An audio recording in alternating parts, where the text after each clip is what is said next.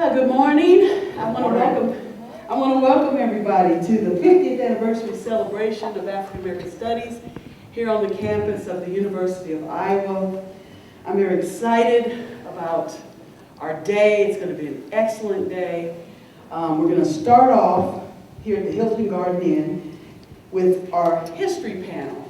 And basically what we're going to do is I'm going to talk a little bit about how African American Studies evolved from America, all across America. Dr. Robinson is going to talk about the evolution of African American Studies, or the creation of African American Studies here on the University of Iowa campus. And Dr. Hudson Weems is going to talk a little bit about her experience in African American Studies here on the campus. So with that, I will get started to introduce my speakers, as well as talk a little bit about the history. The push for black studies at major colleges and universities began in 1968. It was part of the civil rights and black power movements. A group of African American students at San Francisco State College formed the Black Student Union, and they put together a list of demands.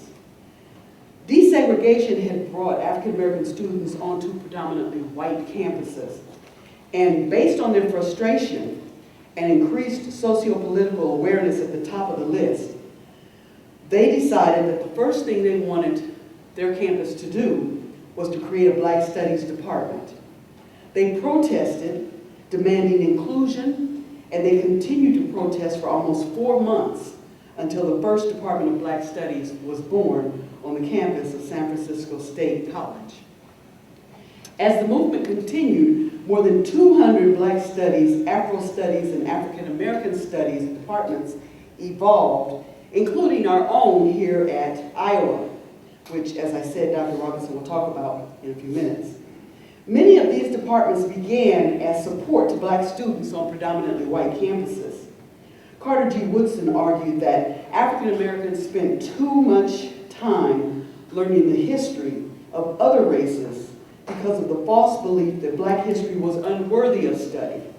He believed the notion was also used to maintain the idea that black people were inferior. While Black Studies departments still support black students on white college campuses, they also help to fulfill a crucial need for all students to better understand the black experience, especially here in America. Black Studies is an interdisciplinary field of study. It examines the African American experience holistically. African American Studies departments are built on 3 basic components: academic intelligence, community service, and social activism. The goal was not for African American faculty to copy other faculty.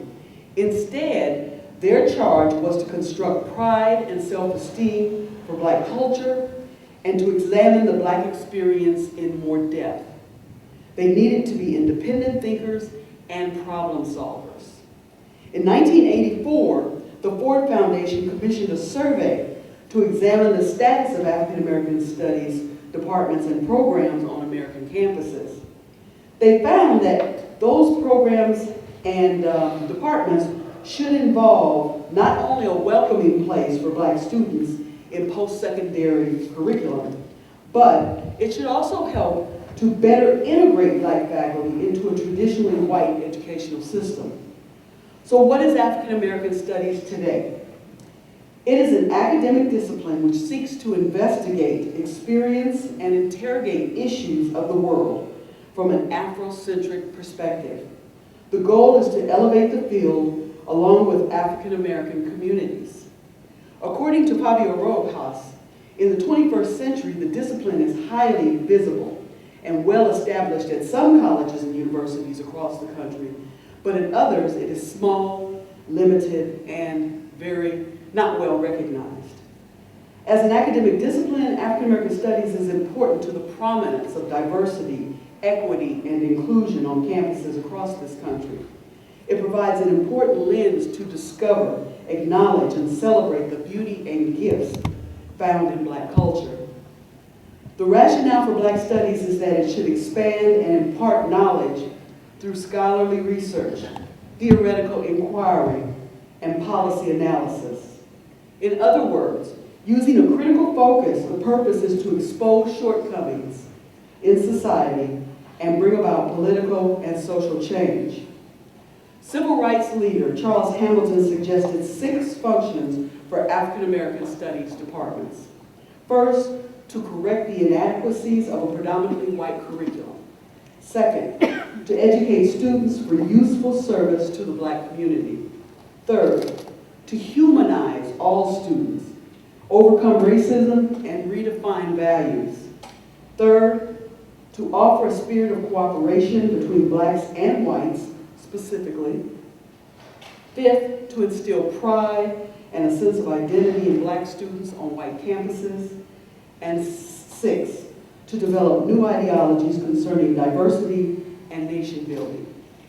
Paying attention to the negative context of today that we've all seen on the news, with issues concerning issues like critical race theory, educational inequality, racial prejudice, and traditional racism, all of these things have been bubbling up to the surface. Therefore, it is essential to teach students, especially in Iowa and throughout the United States, the importance of understanding the Black experience through African American studies. And with that basic introduction, now I want to bring to you Dr. James Robinson. He's an assistant professor in the Ethnic Studies and Religious Studies Department with an emphasis in Black Studies at the Metropolitan State University on its St. Paul Dayton's Bluff campus. Robinson is an interdisciplinary trained scholar of Black Studies. His research interests are in the learning, teaching, history, and theory of Black studies. His area of specialty is the study of Black railroad dining car cooks and waiters, their unions, communities, families, and Black railway labor in general. Robinson's dissertation, Black Studies Definitions and Archive, A Year of Promise and a Conceptual Approach, argues for a resource knowledge-based conceptual definition of this intellectual discipline. With an interdisciplinary PhD in Black Studies here from Iowa, Robinson's research program addressed all aspects of the history of Black studies, including a focus on the establishment and growth of African American studies at the University of Iowa. Most recently, he worked as a digital research associate with the Digital Scholarship and Publishing Studio here in Iowa, and he also completed a postdoctoral research fellowship at the University of Michigan's Center for Social Solutions. Outside of academia, Robinson worked at the Smithsonian Institute as curator of Giving Voice, the Power of Words in African American Culture for the National Museum of African American History and Culture. Plus, he served as a research coordinator for The Will to Adorn, African American Diversity, Style, and Identity for the Center for Folklife and Cultural Heritage. Let's all welcome Dr. James Robinson.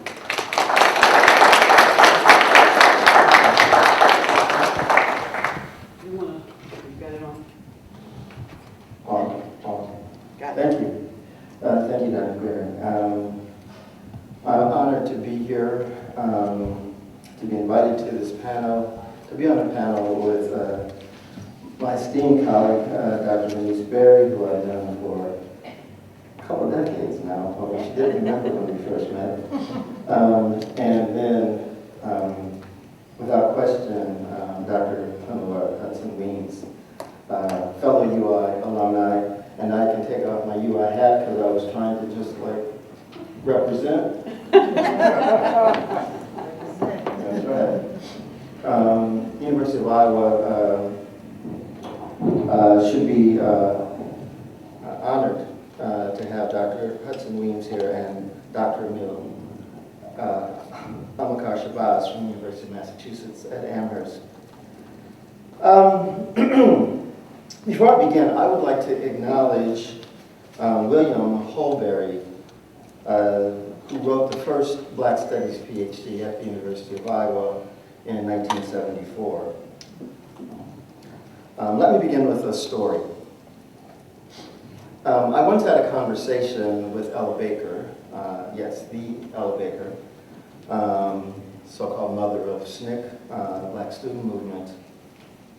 We were talking in the pantry of Sonia Sanchez's kitchen when she was at Amherst, Massachusetts. Ella Baker said to me, because I was talking to her about my interest in Black studies and the fact that I was having a difficult time finding a place to study it, she said, if you don't know it, learn it. Or when you learn it, teach it. It was one of the turning points in my quest to analyze Black studies. That journey culminated here at the University of Iowa, where I earned the first doctorate degree in Black studies. Black studies is on my transcript, and Black studies is on my diploma. Today I'm now an assistant professor of Black studies at Metropolitan State University in St. Paul. One of the initial goals of Black studies was to return education to the people. In the educational history of the study of African Americans and the history of African American studies at the University of Iowa, there are three main themes of success that I'd like to point out. One, that the university should take pride in the achievement of its firsts.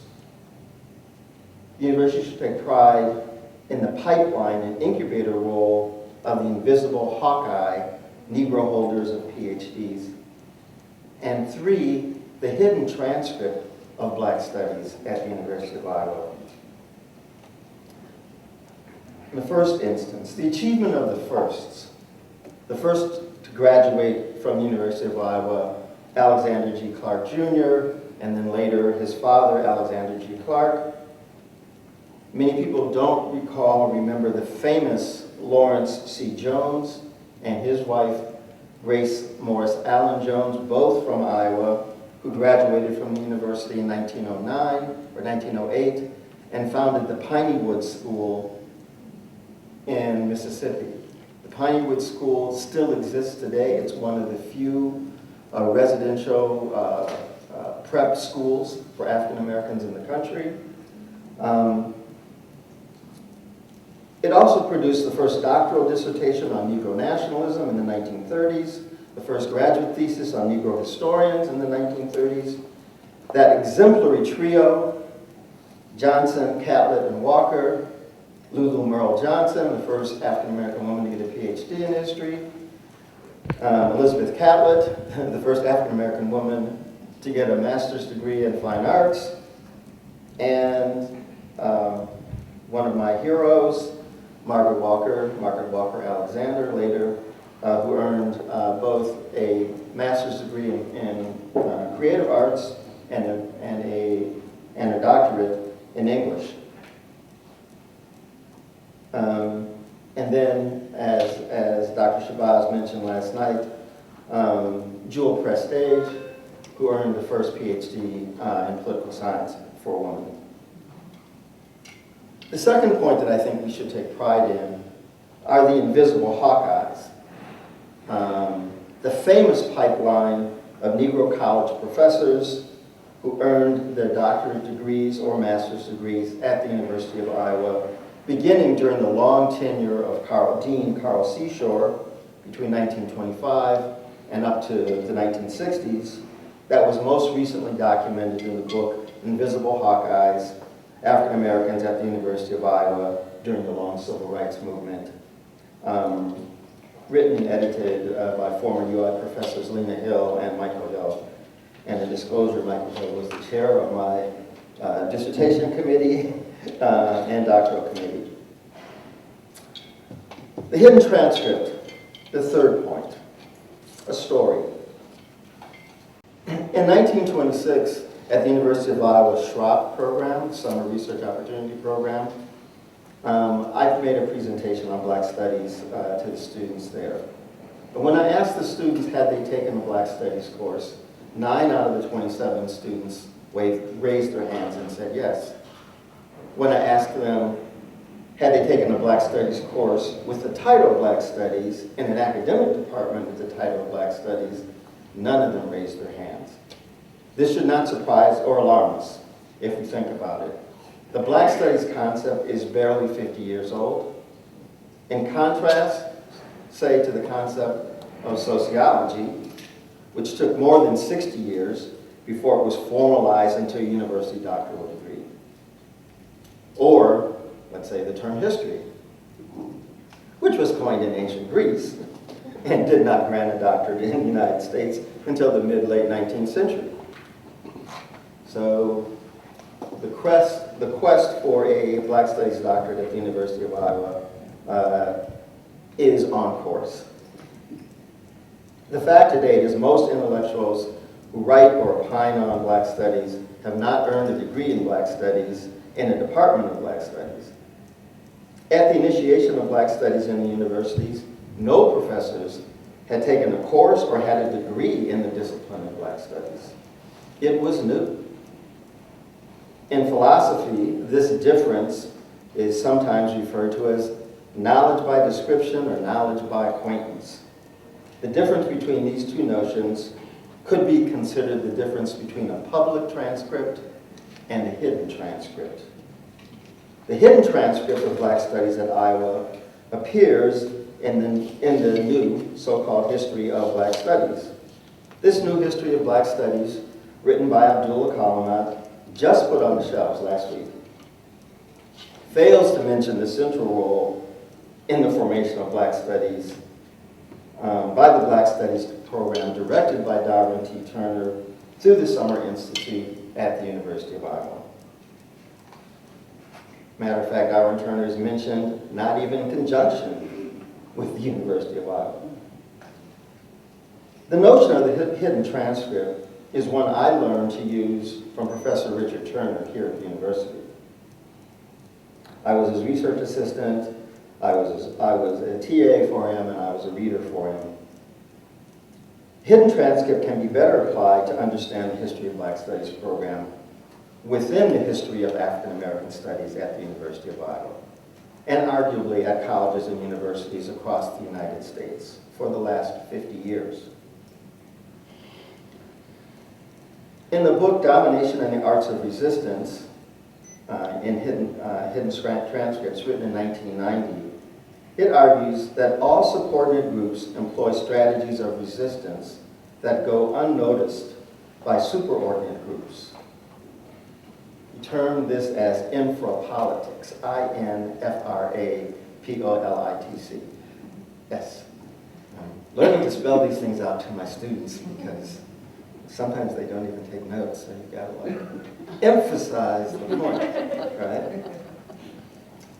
Scott described the open public interactions between dominators and oppressed as a public transcript.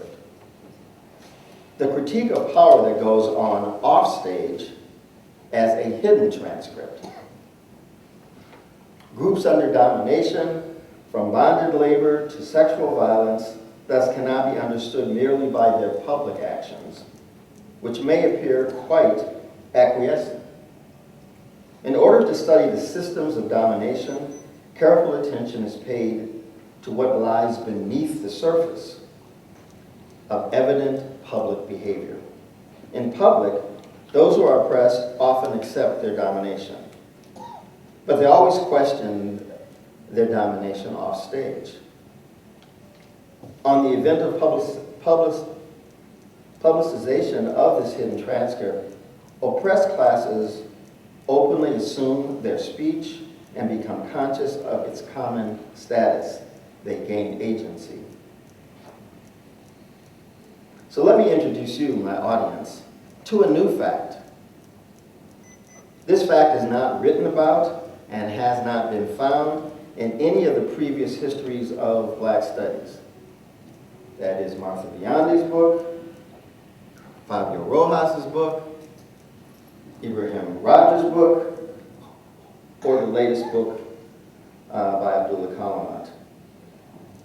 In the winter of 1969, not 4 months after the introduction of Black Studies at San Francisco State College, the federal government under President Richard Nixon, Department of Health, Education, and Welfare, issued an edict that attempted to kill Black Studies.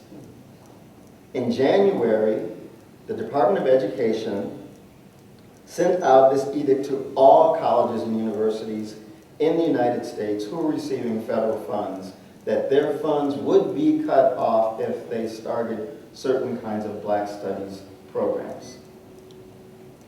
that had a chilling effect on Black studies and Black studies programs around the country.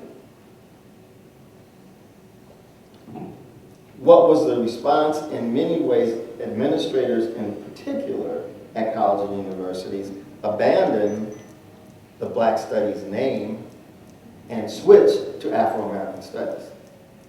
Okay. The public transcript and then the hidden transcript. So let's talk about then the hidden transcript of Black studies at the University of Iowa. In fact, 3 of the early monographs attempting to standardize this intellectual field were written by scholars with Iowa connections. Okay? Nick Aaron Ford, Elvin Rose, and Alfred Bright. Nick Aaron Ford wrote Black Studies Threat or Challenge. Alfred Bright wrote an interdisciplinary introduction to Black studies. Later, the field's subsequent growth was documented by Nola Way Brooks, another University of Iowa graduate. Equally relevant, I believe, institutionally for Black studies, is the publishing company Kendall Hunt. It has published, perhaps, and documented the field more than any other publisher in the country up until the 1990s. And it continues to publish my colleagues on the panel. Thank you, yes. That's it. 2 months ago. Yes. Edited volume.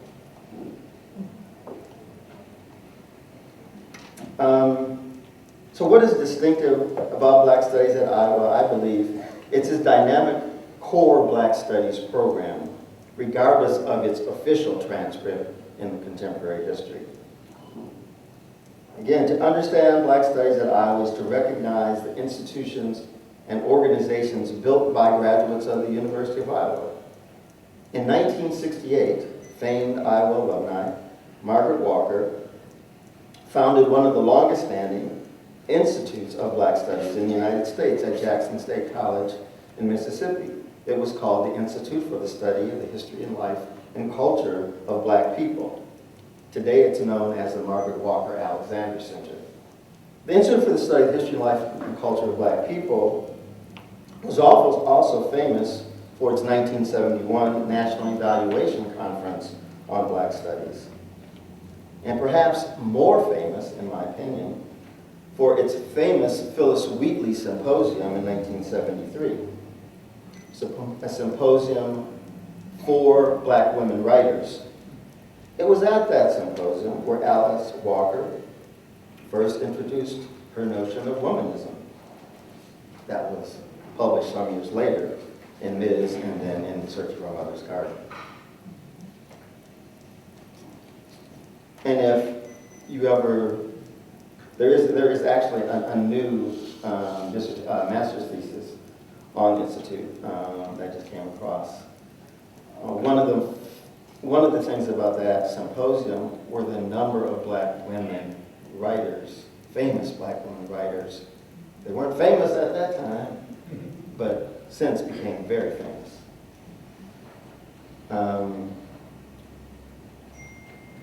Again, Nick Aaron Ford at Morgan State College in Baltimore, Maryland, created their Black Studies program, their Center for Black Studies, and before he retired was named the Elaine Locke Professor of Black Studies. Other University of Iowa alumni also made significant contributions to Black Studies during this historical moment. At San Francisco State College in 1968, Devere Pintenoy wrote the article, The Case for Black Studies, that is often anthologized in scholarship around Black Studies. The famous alumni C. Vivian Henderson sat on the advisory committee of the Institute of the Black World, as did Margaret Walker, and on the board of directors of the Ford Foundation when the Ford Foundation was funding Black Studies programs around the country. So to understand the hidden transcript of Black studies, I believe you have to take all of this into consideration. In 1960, the University of Iowa formed a committee on Negro concerns that became the Committee on Afro-American Concerns, and announced in 1968 it would offer a course titled The Culture of Black America that following spring. This set up its first Black cultural program. The committee constructed a list of over 40 courses potentially related to Black culture available at the university at that time. They were stretching. But the fact of the matter is, the ball had been set in motion. However, the lack of knowledge of Black history and culture were readily apparent to new students and new student movements appearing on campuses in the late 1960s.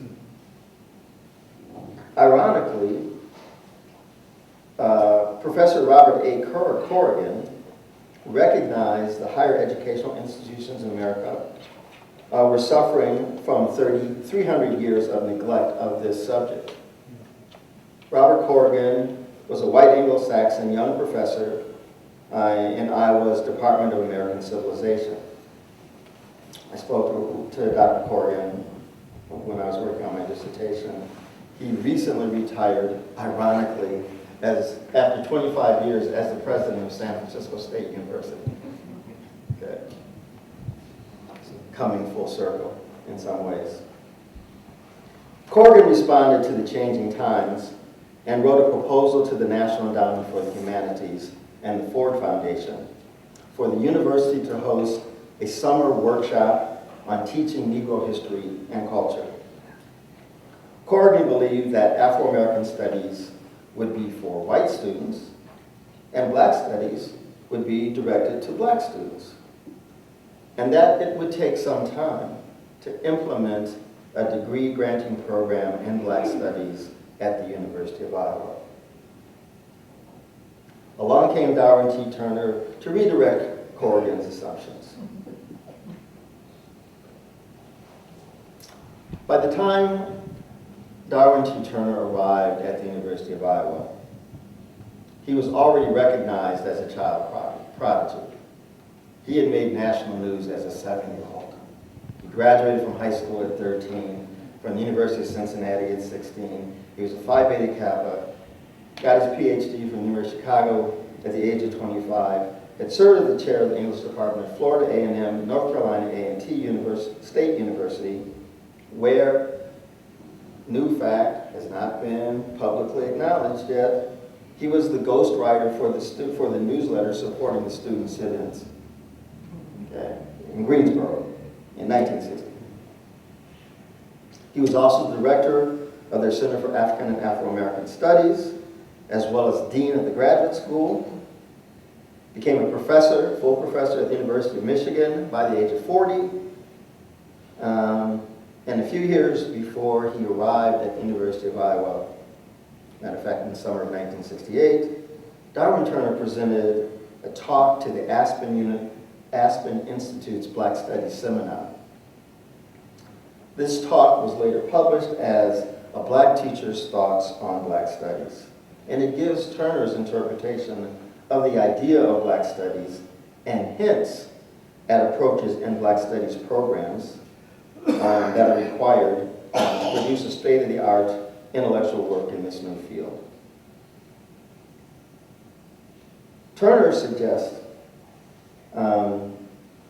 he says, Black Studies looks not at whether or not colleges are racist institutions, but at two realities in American life. That for many years to come, and I'm quoting, Black ghettos will continue to exist as separated communities. He's writing in 1968. And if any of you need context for the summer of 1968, Martin Luther King had been assassinated in April. There were disturbances, upheavals, Um, the Democratic Convention occurs in the fall of '68. There were disturbances, upheavals, and the famous San Francisco State College strike that begins in November. Full respect, secondly, full respect will not come to black people in America, if it comes at all, until the black community as a whole is respected. These are Turner's quotes. He observantly thought that Black Studies programs are developing an academic program to meet the needs of society. As historian Martha Biondi remarks, he argued seeing in Black Studies the potential to develop a new and more honest national narrative. Thus, the institutionalization of Black Studies occurred not to appease the demands of the moment, quoting Turner. If, quote, all aspects of human existence are intellectually valid subjects for studies in higher education, it is both absurd and hypocritical to raise the question of the academic respectability about courses and programs in Black Studies, unquote. Organized Black Studies and Black Studies programs rejected the stigmatization and intellectual snob inferiority complex ascribed by some in the academy. This black teacher's thinking about the idea of Black Studies diverges around outcomes for cognitive, economic, and political liberation, and outcomes for community work, or what today has become known as community service or service learning. Their convergence comes in through Black Studies' pedagogical core, learning objectives, in the development of people by the education of people. Turner's thinking imagines programs thriving at university, colleges, high school, elementary school, and preschool levels with Black Studies intellectual content. The end goal of thought about Black Studies was, in short, the student is not being trained to be a credit to his race, which was a very popular phrase throughout the mid-early 20th century, to echo the old platitude of phrase, but to be an asset to his people. Now, many scholars, in academia in particular, forget that Black Studies courses were taught at the high school level, junior high school level, elementary school level, as early as 1969, when I took my first Black Studies class, and I wasn't in college. Turner proposed the novel idea of a regional center of Black Studies or cooperative program. This regional center might be housed on one of the cooperating campuses. A cooperative program would require several institutions to devise ways of sharing the specialized talents of their faculty through the use of commuting lectures, visiting lectures, videotapes, telephone lectures. Didn't have Zoom back then. This became the intellectual framework for how the Iowa Consortium of Black Studies operated. Just like there was a New England Consortium of Black Studies, there was an Ohio Consortium of Black Studies, there's currently a California Consortium of Black Studies, there once was an Iowa Consortium of Black Studies, all coming out of the University of Iowa and Darwin Turner. So I'm going to go briefly through the Institute for Afro-American Studies because one of the stories, I guess, in the history of Black Studies or African-American Studies at the University of Iowa is a history of sorts written by Tish Jones some years ago called Let the Document Speak. If you have not seen it, I think it's still available. It was available at one point in time on the African American Studies website. Professor Jones was a professor at the university for a number of years, retired about 10 years ago. About 10 years ago. And she put out this cry, let the document speak. I'm working on this dissertation, I'm working on a degree in Black Studies at the University of Iowa. I go to the library and ask for papers, records on University of Iowa. They gave me 2 boxes, and I'm like, wait a second. University of Iowa's had an African American Studies program for 45 years. You only have 2 boxes. Let the document speak. I was blessed, I was graced. Denise was there with me as we carried about 80 boxes of material from Darwin Turner's house. The documents now speak. One of the things about those documents are the 10 years of documentation, paper, visual, audiovisual, tape recordings, photos of the Institute of Afro-American Culture. It's an incredible treasury for students of Black Studies, African American Studies, Africana Studies, for any number of reasons. The number of scholars who came through that program were asked to document themselves, from CVs to papers that they'd written, to papers that they were going to deliver, to photographs, etc. And if I gave you the list of names, it would really take too long to go through. But the Institute was a 5-week program, a 5-week summer program that lasted for about 10 years, from 1969 to 1978. It had a number of themes, and a theme every year: Negro history and culture, culture of Black America, Richard Wright, W.E.B. Du Bois, Blacks on stage and screen, slave narratives, and then the last 4 years, sort of a narrative that Turner was trying to give. From Reconstruction to the Renaissance, Currents in Afro-American Culture, 1865 to 1920, Preludes to Change, a study of Afro-American culture, 1845 to 1860, 1945 to 1960, Blacks in the Great Depression years, a study of Afro-American culture, 1930 to 1945, and Black culture in the Second Renaissance, the study of Afro-American thought and experience. This 1978 Summer Institute was documented in the Journal of the Black Scholar in 2 different issues. In one of those issues, the keynote speech by Vincent Harding was given. Vincent Harding was a historian, was one of the founders of the Institute of Black World in Atlanta, was one of the movement activists in the civil rights movement. Well, Dr. Harding emphasized, again, that Black Studies means to return to our people in a clarified way the knowledge and therefore the power we receive from them.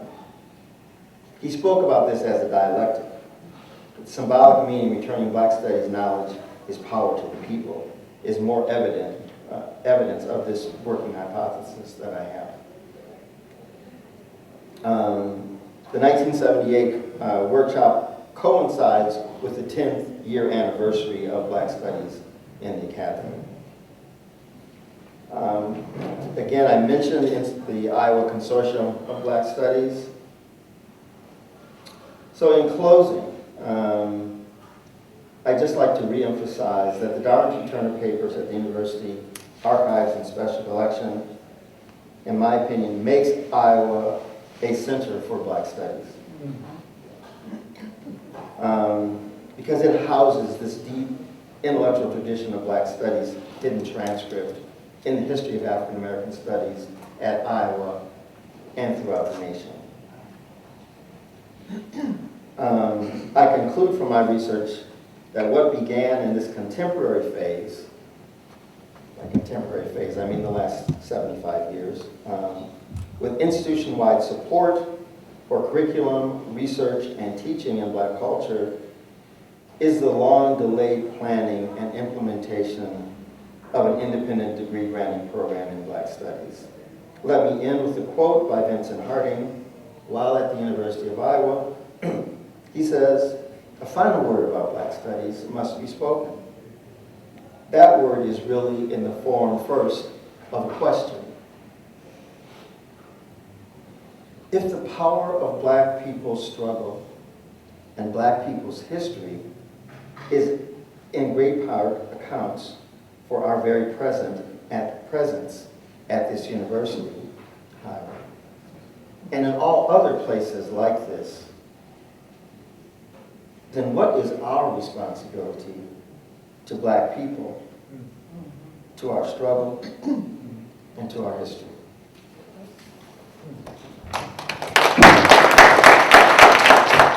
She's a professor, author, screenwriter, and producer. Her concept of Africana womanism is an authentic, global, family-centered paradigm that prioritizes race, class, and gender. As a professor at the University of Missouri, Columbia, she is with us today, has agreed to be with us today to talk about her experience here at the University of Iowa. Her research at Iowa examined Emmett Till as the true catalyst of the modern civil rights movement. Her Ford doctoral dissertation was titled Emmett Lewis Till, the Impetus of the Modern Civil Rights Movement. It was written here at Iowa and later published as Emmett Till, the Sacrificial Lamb of the Civil Rights Movement. She also wrote Emmett, Legacy, Redemption, Forgiveness, which she later turned into a screenplay. And the film is being produced, or has been produced, by Barry Morrow, the Oscar-winning writer of The Rain Man.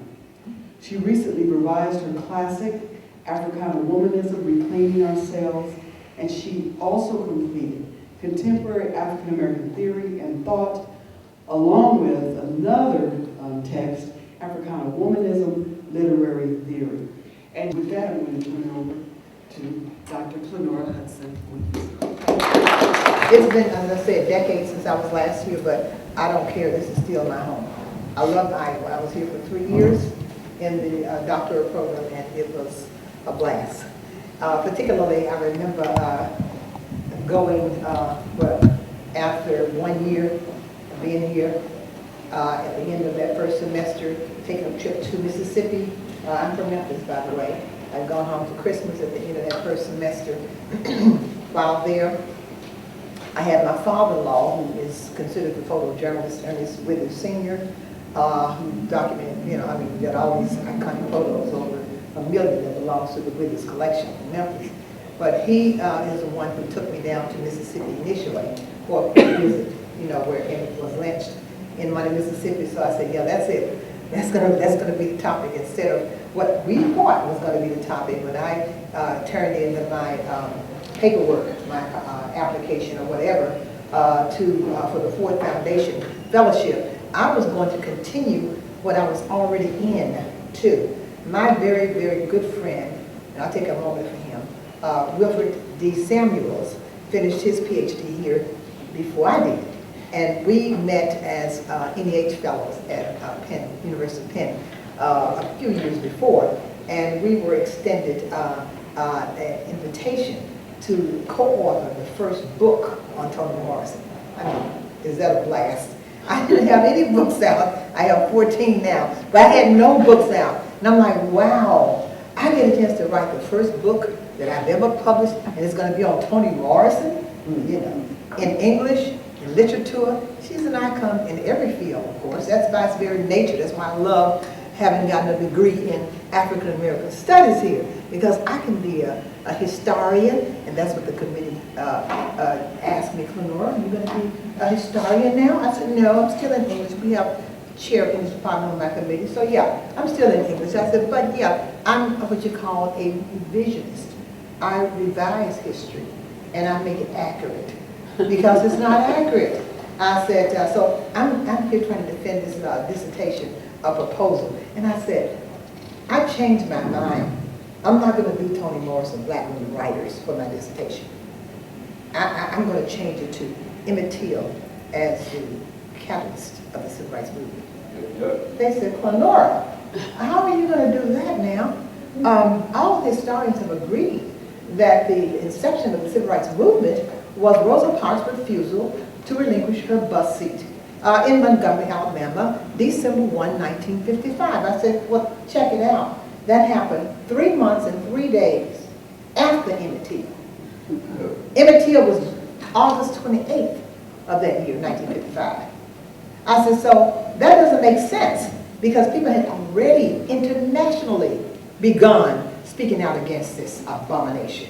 There was one guy from England, for example, and he met some fellow who was there visiting England, and he said, so you from the land where the boy was killed? You know, it's that type of thing. Everybody knew about it. Paris was talking about it. You know, you just go all over the world, just like, you know, that's the way it was.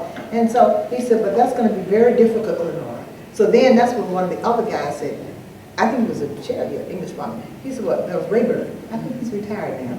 Rayburn said, well, Clenora, why don't you consider saying Emmett Till was a very significant factor in the rise of the civil rights movement?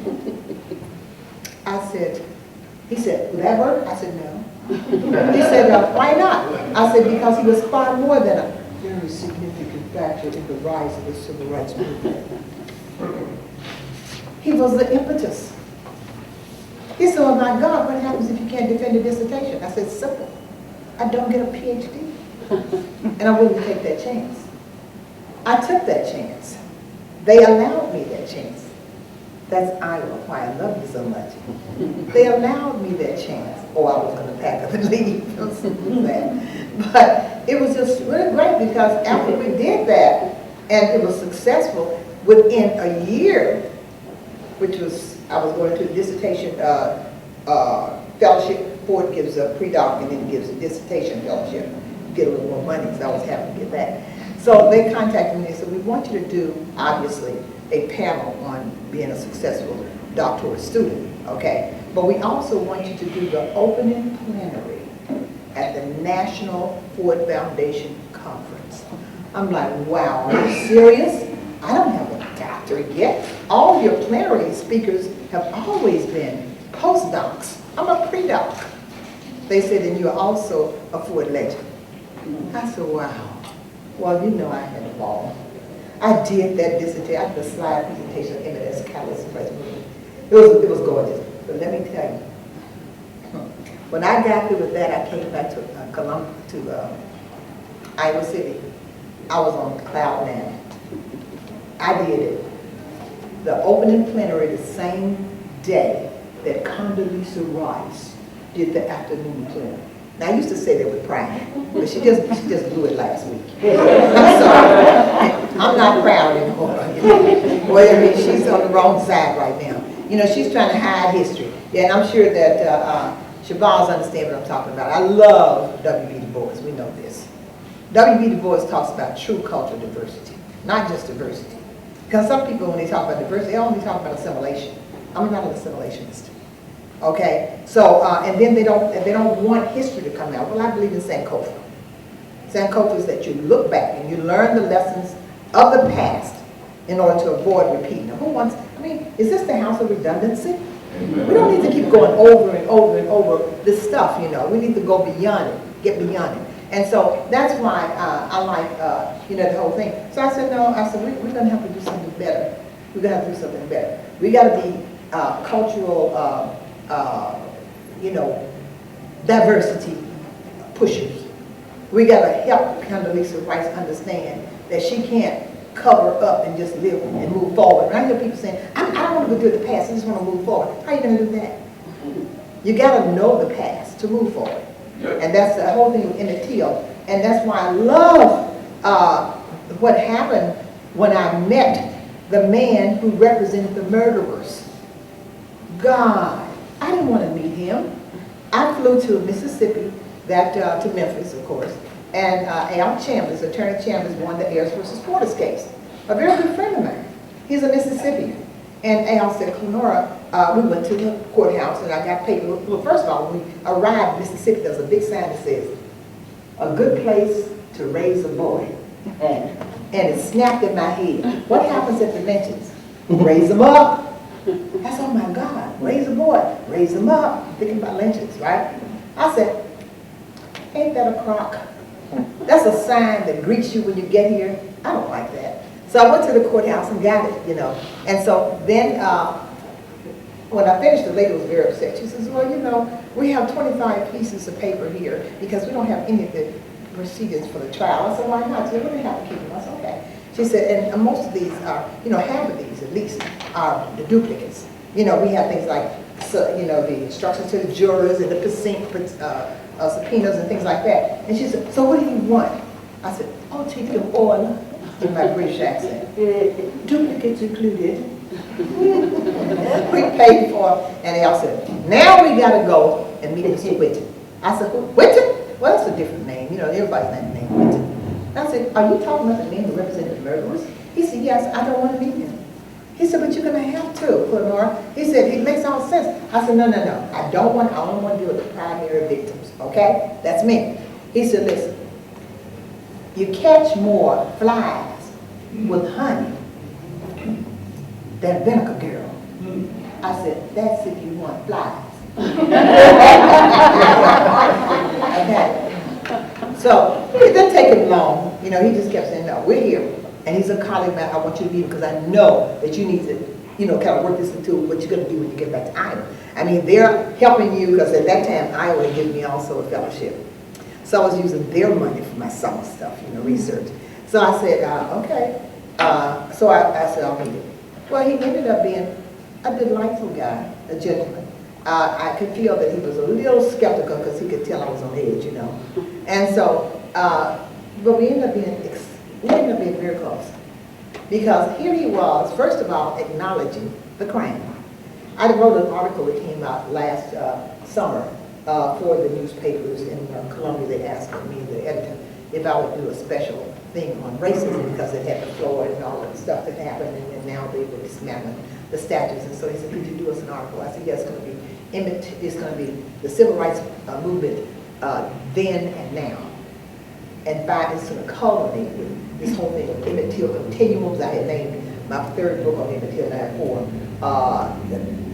It says the Emmett Till continuum, how you have these modern day Emmett Tills. And I said, so, but the final of that is a 7-step procedure for getting rid of this racism. That's how we do it. It starts with acknowledging the crime. You must acknowledge it.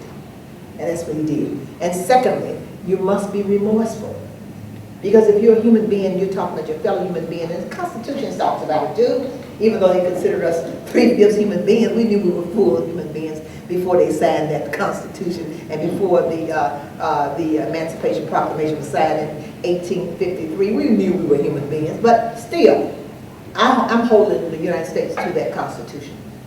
And it says that all men are created equal and that we're entitled to, you know, life, liberty, and the pursuit of happiness. So that's fine. That's why I'm an American. You know that, right? So I'm saying hold them to it. So that's the second thing. Acknowledging, after acknowledging is to be remorseful. And the third thing is to atone. You don't just say, okay, I'm sorry, that's it. No, that's not it. You've got to in some way try to compensate for the losses of the victim. And Mr. Whitten spent his life representing poor blacks in the state of Mississippi pro bono. I said, Mr. Whitten, that's called doing good. And for that, you know what's going to happen. God is going to redeem you. That's redemption. And I said, and furthermore, you're going to become the spirit of redemption in my script, which he is. Because he represents that. He's a good person. And fifthly, from that comes forgiveness. You want forgiveness? You've got to go through some steps to get there. That's the simple of that. So that's what happened with the Emmett Till. But like I said, that was birthed here. And they said, Clenora, all historians, what are you going to do? Well, guess what happened? It was John Blessingame who was here for that conference that Dr.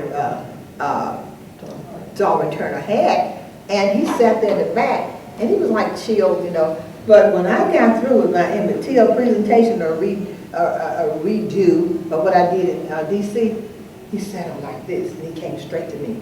He said, you know, when you really think about it, you are absolutely right. We historians missed it. I mean, are you serious, this man? Yale University professor of history, author of the classic Slave Community. I know who he is. And right away, and Darwin smiled, because wow, that means she did good, okay? That was beautiful. And from there, I got, you know, there was another one that came from Sierra Lincoln at Duke University. Oh, by the way, I did ask him, I called him up. I said, would you be interested in doing a wonderful endorsement for my book? I'd love to have it. He said, oh, sure, I'll do that. I said, you remember what you said to me in Iowa? I was absolutely right. He asked, could you write that in there too? He said, oh, sure, no problem. So when you see the back, this is the original copy of the book. It's different now. You have a picture of him at the black and white photo of him at the in the living room next to the you know, the TV. But this is the original. But there he is, right there.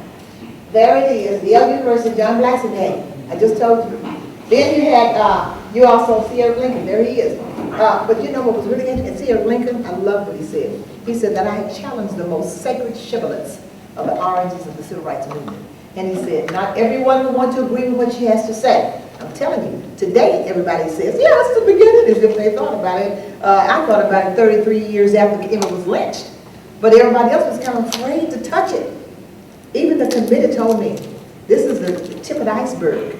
Because when you get out there, people are going to try to cover it up, and they covered it up for a decade and a half before they finally started uncovering it. And I gave the guy who did the first docu-film all my paperwork, everything, and also a copy of this book, a copy of the little interview with me with Kay Bonetti on Emmett Till on one side, and I forgot one is on the other side. But I'm saying that they were absolutely right. People were kind of like, they wanted to look at me as only a Morrisonian. They've been hiding me. You know that, where I am. Because they want to look at me only as a Morrisonian. I said, I'm a Hudsonian. I do my thing too. That's the way scholars are supposed to do. They're supposed to contribute to the academy, not just duplicate everybody else. And that's what I did. At any rate, both of them were birthed here at Iowa. Moving on. Defending the dissertation, I told you some of that even in defending the proposal. Some of that continued in the dissertation defense. It was great.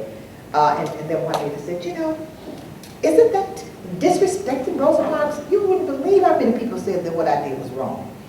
It takes away from Rosa Parks. I said, it doesn't. Rosa Parks will always be the mother of the movement. King will always be the father of the movement. But you've been leaving out one other piece. And that other piece is a child. Emmett Till is the child of the movement. I call it a trilogy of a sort. He was a child of the movement. Why can't you say that and not have to apologize? What I tried to do was to rescue Emmett, to liberate him from the stigma of being an embarrassment to the movement, because that's what they said. He should have known better when Emmett was lynched. He should have known better going down there. I said, listen, he was a child. Okay? 14, only been 14 for a month. He had no idea that was going to happen. If he had thought it, he would have done it. Mamie said, Clenora, when she met me, you seem to know everything about it. I met Mamie after the dissertation was turned in December before Christmas. And when I said, I got one more chapter. They said, oh, no, Clenora, this is 8 chapters here, we're done. We want you to march it. I said, no. You don't have to read it. It's a real interview, and so Ford is paying for the transcription. You know, so that's fine. They said, okay, well, that's fine. So when I met Mamie, January 6th, exactly 15 years, 15 years before she died on the same day. Mamie and I were talking an hour before she died. She had no idea. They picked it up. She had kidney failure like her father. We thought that was just it. You know, I'm on the phone, we talking, you know, and that was the last. She died an hour later. But Mamie said, you seem to know everything about him. She said, I wish you would say one thing. That's what's that. So she said, what did it take you so long to come to me? I said, because maybe you're the cake, the icing on the cake, and that comes last. I don't want to interrogate you. I want to come here with all my materials, and then I want you to put the icing on it. And that's what she did. She said, I wish you would do one thing. I said, what's that? She said, I wish you would say that Emmett allegedly whistled. I said, I can't. Emmett did more than allegedly whistle. Emmett whistled. So what? That was not a crime. He was a boy doing what boys do. He was mannish. Girls are fast. That's just the way it is. No problem. You know, and she said, well, you know, he had this ailment when he was a child. I forgot what they call it. But she said, and I told him if he could, you know, he stuttered. I told him he could whistle a word out instead of naming it. What you're doing is giving the people who killed him an excuse. You're saying, see, they thought he whistled and that's why they killed him. Okay, that's not good enough. Don't give them an excuse. What they did was not an error, not an excuse. That was a crime. Simple as that. They lynched him. You're telling Emmett Till, your child, what he did was so bad that you got to fix it up and say it was a mistake. That he was trying to whistle out a word. That wasn't it. He whistled. Carolyn Bryant was no lunatic when she went out there shooting that gun. She was mad and cursing him because he whistled. The guys on the front porch heard it. He whistled. They were out there playing checkers. He whistled. But don't say it was a crime. Emmett is saying, yes, I whistle, Mom. But it didn't make me a bad boy. She said, oh my God, of course he wasn't a bad boy. I said, well, then you got to acknowledge the fact that he whistled. And I wanted her to help me push the idea of Emmett as a catalyst because Mamie was a great person. She was sweet and that was her only child. She started this group called the Emmett Till Players. And she said God had given her hundreds and hundreds of kids. I met one who was an Emmett Till player. I said that what they did was recite Dr. King's speeches. That was perfect. I said, but you've got to deal with the real political thing. I said, I'm trying to give Emmett his proper place in the historical account of the civil rights movement, and you've got to help me by saying Emmett was the catalyst. And you know when she picked it up? We had the first Till Forum at the University of Missouri about a month after my book came out. But then the next years, 9 months later, I pulled the first Emmett Till conference off. Judge Joe Brown, who did the forward to this new book, Judge Joe Brown did the luncheon keynote, and she did the banquet keynote. And at that banquet, she met the lady who was the, she was, you know, what do they call it, representative, state representative. She gave me a proclamation, whatever. But she invited me to come to the Congressional Black Caucus in D.C. the next month and put her on the platform with Rosa Parks. 1995. It was beautiful. And that's about it. In reference to all this other stuff I have, you just have to talk to me about it. Thank you so much. Well, the panel was very powerful. You know, I'm not an academician, but I'm here, one, because I spent many years with Darwin Turner as my mentor on the Iowa Humanities Board and the National Endowment for the Humanities. And I think Dr. Berry has done just a fabulous job in really putting this together. We are chauvinistic appropriately about Iowa and Iowa's history, both as a department on these issues, and Iowa's always sort of, I don't want to say an interesting step wherever the country is. You know, the first case of the Iowa Supreme Court was the case of Ralph, and Iowa as a territory and then as a state came into the Union insisting on being a, quote, free state. So there's this interesting, and Iowa's complex, but there's this interesting aspect to which Iowa is always supported, whether it did so necessarily officially, but there have always been people in Iowa. I think of Grace Morris Allen Jones, and I can't think of his name right now, Dr. Jones, and they were both from Iowa, from Marshalltown and from Muscatine, and then they started the Piney Wood School in Mississippi, which is still a going, thriving private school, K through 12, in Mississippi right now, and it is primarily funded by philanthropic issues, and lots of people from Iowa continue to be the supporters of that. The school is, I think, some 70 years old, maybe even more than that now if I really count. So it's interesting. It's important to have this commemoration of the 50th anniversary of this program at Iowa, but as Dr. Robinson was saying this morning, there's more than just the 50 years of the formal program. There's an awful lot of other history that corroborates and supports that. And if we had not had this particular program in commemoration right now of the 50th anniversary, people wouldn't see in a connected and concentrated form how this legacy, particularly at this moment where there's been so much distortion and resistance in this country with the 1619 Project, with Hannah Nicole Jones, who is also from Iowa, grew up in Waterloo. As I said, if you want to know what's happened, always look to see where and how Iowa fits into this as a university, as a state where people have, at least historically, traditionally, been part of the truth-telling of what has happened in this country. So I was just pleased and honored to be able to be here for this 50th commemoration. And Darwin Turner in particular, who passed away far too young, has never gotten the appropriate understanding by the broader spectrum of the academic world of the role he played in codifying and putting in place a structured African American Studies program. So I'm just happy that I was here today to be able to be part of that.